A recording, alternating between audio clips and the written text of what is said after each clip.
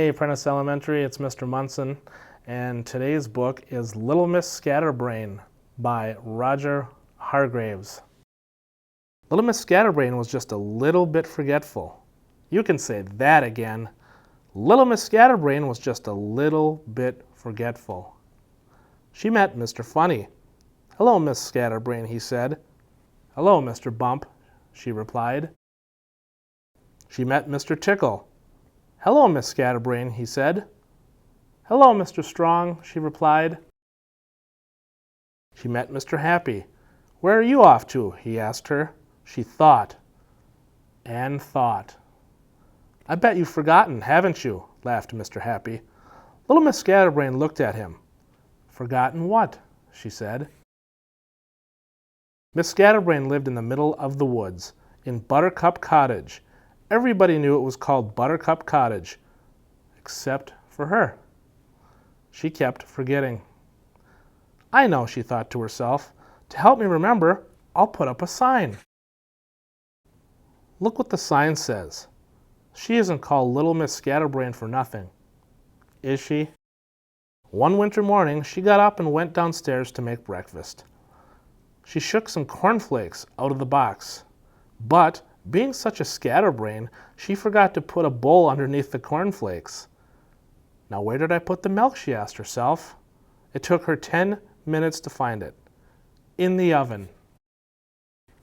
After breakfast, she went downtown, shopping. She went into the bank first. "Good morning, Miss Scatterbrain," smiled the bank manager. "What can I do for you?"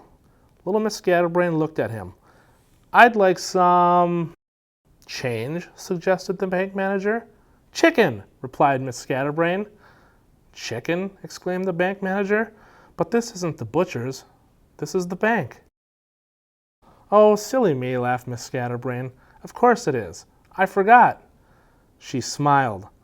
"I sometimes do, you know." "Really?" said the bank manager. "I'd like 2, please," she said. 2 quarters?" asked the bank manager. "Quarters," agreed Miss Scatterbrain. The bank manager passed 2 shiny quarters over the counter. Little Miss Scatterbrain looked at them. "What are these?" she said. 2 quarters, he replied.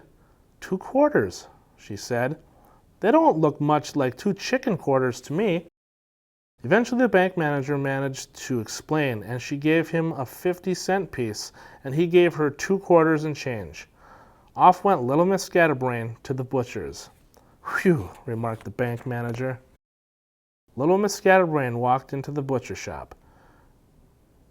"Good morning," said Percy Pork, the butcher. "Good afternoon, Mr. Beef," she replied.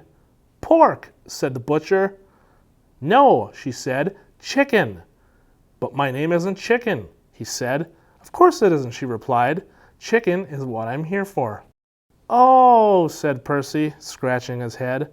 "What sort?" "Well, what do you suggest?" she asked. "Roaster?" he asked. "I thought you said your name was Pork," she said. Percy Pork sighed, a deep sigh. "Call me Percy," he said. Eventually, after a little more confusion, Little Miss Scatterbrain managed to buy her 2 chicken quarters. Percy Pork wrapped them up for her. "Looks like snow," he said conversationally, looking out of his shop window. "Really?" said Little Miss Scatterbrain, looking at the brown paper package. "What a funny man," she thought to herself. "Looks like snow indeed. Looks more like wrapped up chicken to me." "Goodbye," said Percy Pork. "Good night," she replied, and went out to catch a bus home. Little Miss Scatterbrain stood behind Mr. Silly in the line at the bus stop. Along came Mr. Nosy. He stood behind her in line. He looked up at the sky. "Looks like snow," he remarked. Little Miss Scatterbrain looked at the brown paper package in her hand and said nothing.